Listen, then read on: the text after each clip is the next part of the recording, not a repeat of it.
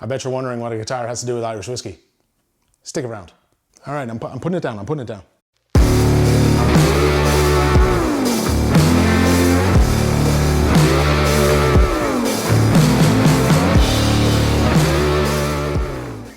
Welcome to Whiskey and Whiskey. I'm the Whiskey Chaser Brian, and on this show I review the very best in Irish whiskey without giving it an actual score, which is basically just videos of me drinking Irish whiskey at 9:30 on a Monday morning.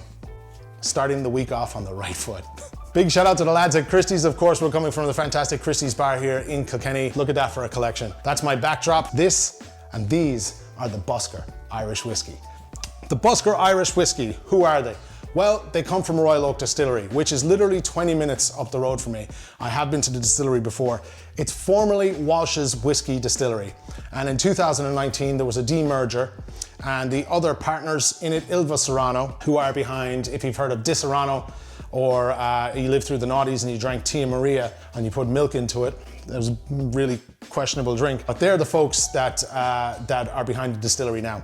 They're based out of Serrano, Italy, and this is their first venture to market with these whiskeys. Now, this is all done in-house. This is all their own distillate. These are not sourced from anywhere. John Ramsey and Niall Bulger are the two blenders within the company. What we have now is the 4 releases at the one time. I mean, that's ballsy.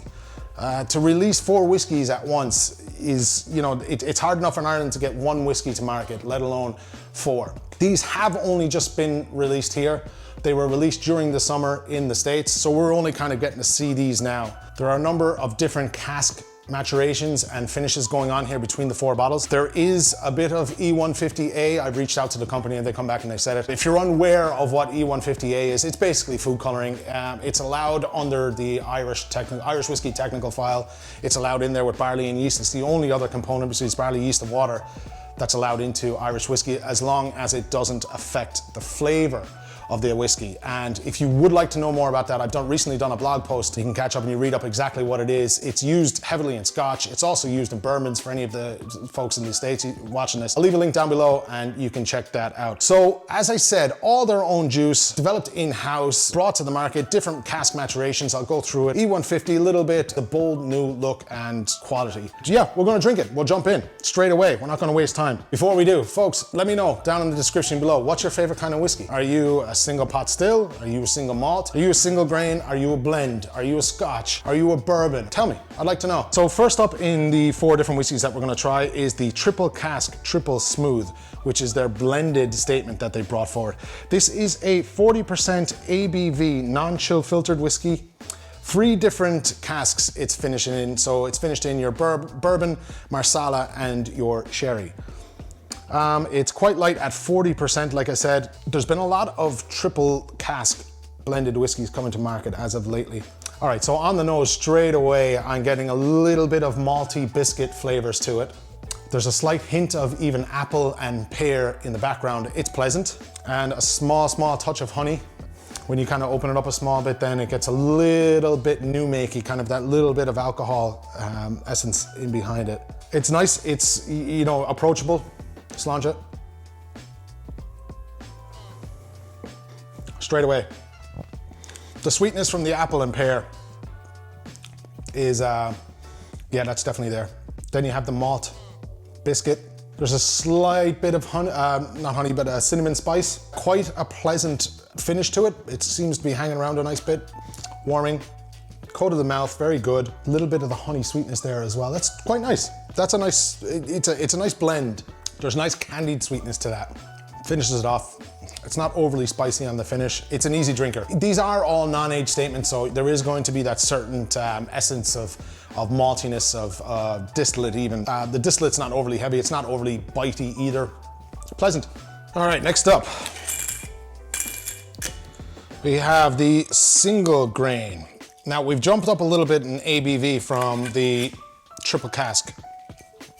We've gone from 40 to 44.3% ABV. This is slightly changed. It's finished in Burba and Marsala. Now, the Marsala cask that they use in these is actually from Cantina Floria, 1833. The oldest winery in Sicily, is what I'm told. Grain whiskey is hit or miss for me particularly. I've always found, through my personal experiences, I found grain whiskey to be particularly light.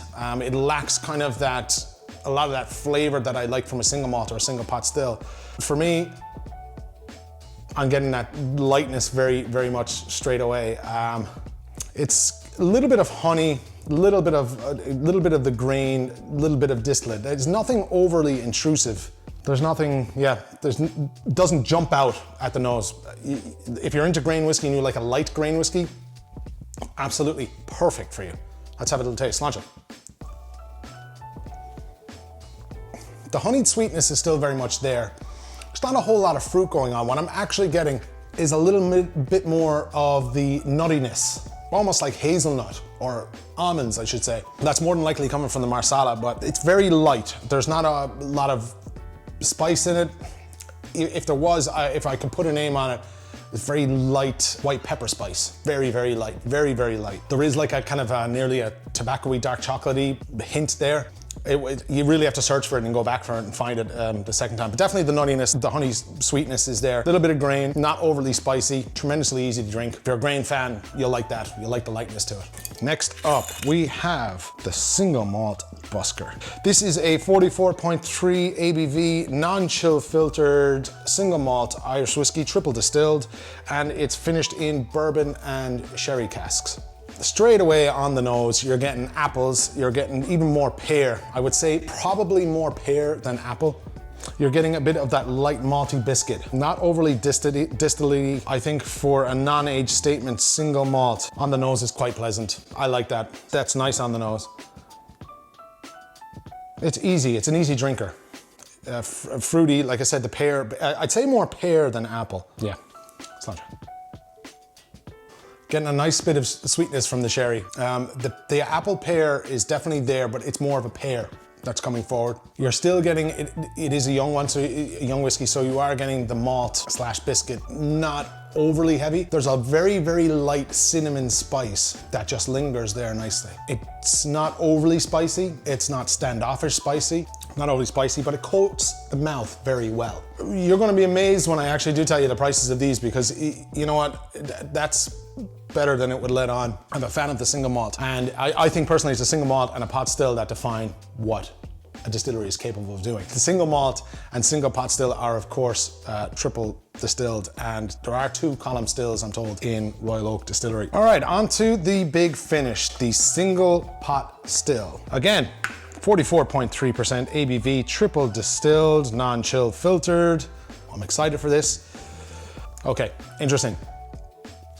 Completely different, obviously, from everything else.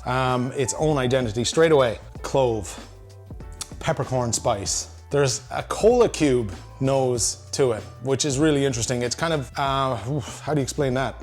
It's like the end of a cola cube, if that makes sense. The way a cola cube would taste in your mouth is the way it smells, or like when you open a bottle of Coca-Cola and you get that non-fizzy smell off it. I was actually drinking this, doing a few notes last week, and after a while I compared the single pot still to the single malt. And what's funny is, and I'm not getting it now, but when I come back to it after nosing the single malt, I got a very distinct orange peel and vanilla nose off it the second time around. I'm not getting that this morning. Maybe you can actually, now that you say it, you can kind of get a hint of the orange peel. But yeah, there's another new note. Pine needles. So we have clove, peppercorns, pine needles, cola, orange peel and vanilla, or almost like a super split. If you're from Ireland, you know what a super split is. Sláinte? Yeah, okay.